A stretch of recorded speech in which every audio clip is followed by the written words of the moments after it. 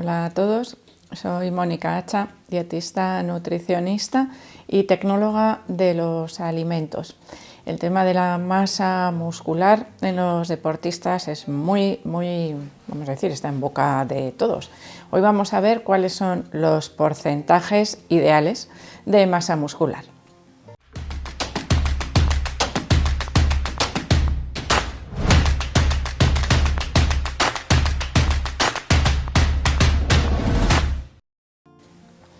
Primero de todo, tenemos que hacer una pequeña puntualización, porque hay veces que se producen ciertos errores en los cálculos, especialmente cuando se hacen a nivel casero, y creo que resulta interesante aprender esa puntualización o esa diferenciación entre lo que es la masa magra y la masa muscular, porque no es exactamente lo mismo.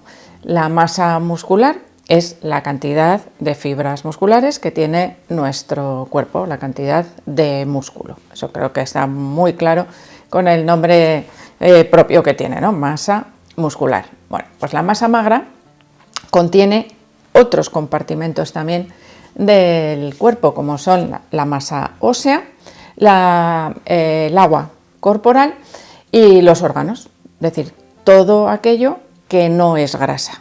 Si nosotros dividiésemos el cuerpo en dos compartimentos diferentes, como en dos armarios, en uno tendríamos la masa grasa y en el otro la masa magra. Dentro de esa masa magra estaría la masa muscular, como una parte, como un cajoncito de ese armario, que tiene más cajones.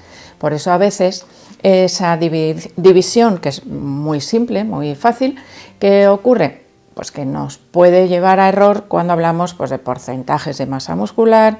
El porcentaje de grasa estaría muy claro porque es esa parte que es exclusivamente la grasa corporal.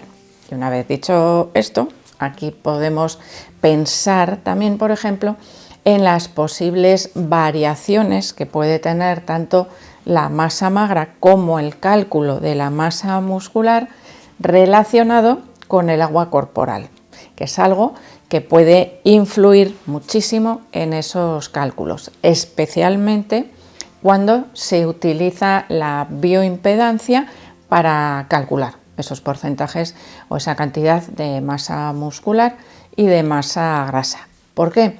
Porque la masa grasa no retiene agua, no tiene nada que no sea grasa, bueno, hablando así, ya sabéis, como de manera muy simple.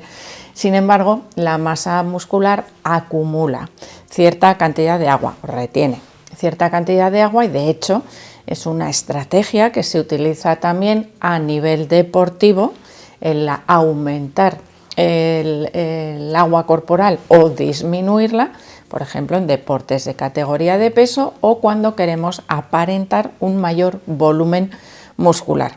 Es decir, esas estrategias siempre juegan con el agua corporal, que es una de las, vamos a decir, uno de los factores o uno de los componentes de nuestro cuerpo que puede tener variabilidad rápida. Es decir, podemos someternos a cierto grado de deshidratación o de aumento de hidratación de manera bastante sencilla. Estrategias que no son muy recomendables, por cierto, porque someten a nuestro cuerpo también a cierto estrés que no es para nada beneficioso. Ahora vamos a centrarnos en esa masa muscular en concreto y vamos a olvidarnos del resto de los componentes de esa masa magra. Cuando hablamos de porcentajes de masa muscular, nos moveríamos en tramos ideales, vamos a decir, lo que nos dicta las estadísticas. En el caso de los hombres, entre un 40% y un 50%, y en el caso de las mujeres, entre un 30% y un 40%. ¿Qué ocurre? Que siempre hay excepciones. Igual vosotros sois alguna de ellas, porque claro, aquellas personas que trabajan específicamente la musculatura para que sea más grande y más visible, pueden, por supuesto, superar esos porcentajes. En muchos casos, los atletas, los deportistas, tienen porcentajes también de grasa corporal inferiores a los ideales, que en el caso de los hombres estaría entre el 10 y el 20%, y en el caso de las mujeres entre un 20 y un 30%. Esto ya hemos hablado en otras ocasiones, como los porcentajes de grasa corporal inferiores a ese 10% en hombres o a ese 20% en mujeres son válidos, podrían ser, en el caso, como os digo, de deportistas o atletas, vamos a decir, de élite, profesionales, suele ser más abundante, aunque no es necesario que sean profesionales, sino que son personas que tienen unos objetivos específicos de aumento de masa muscular y de reducción de grasa corporal. ¿Por qué? Porque de esa manera se obtiene también una mayor definición de la masa muscular, unos músculos más visibles, más marcados. Y en esas ocasiones es cuando esos porcentajes, como son inversos, claro, si reduce uno, aumenta el otro. Es algo que, bueno, es de cajón. Quiero decir, si yo tengo un porcentaje de grasa corporal como mujer, imaginaros, del 13%, inferior a ese 20%, ¿qué pasará? Que mi porcentaje de masa muscular será superior, probablemente superará ese 40%.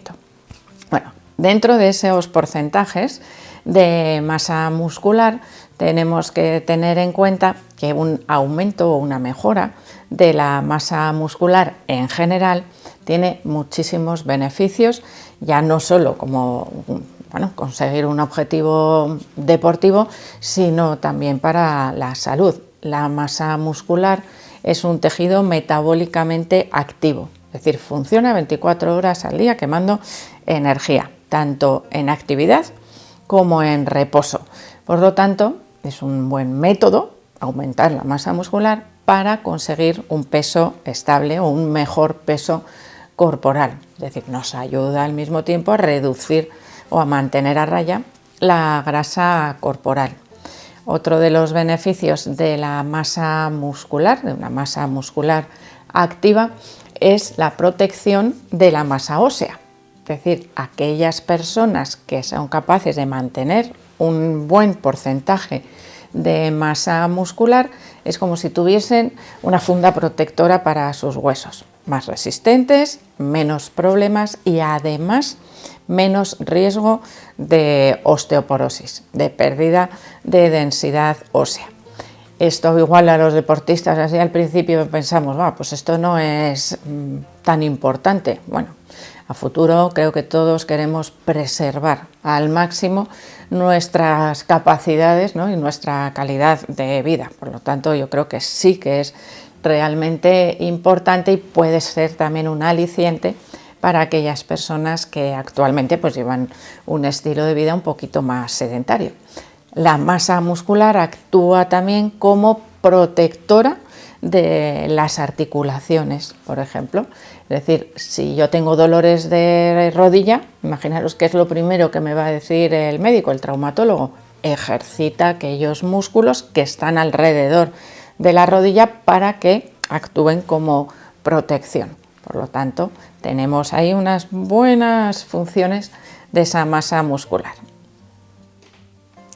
Para conseguir mejorar la masa muscular y aumentar esos porcentajes de masa muscular, evidentemente, no solo cuenta el ejercicio físico, no solo es necesario ejercicio físico de fuerza, pero en este caso eso se lo dejamos a los profesionales de la actividad física. Pero tenemos que saber que igual de importante que el ejercicio físico es la alimentación.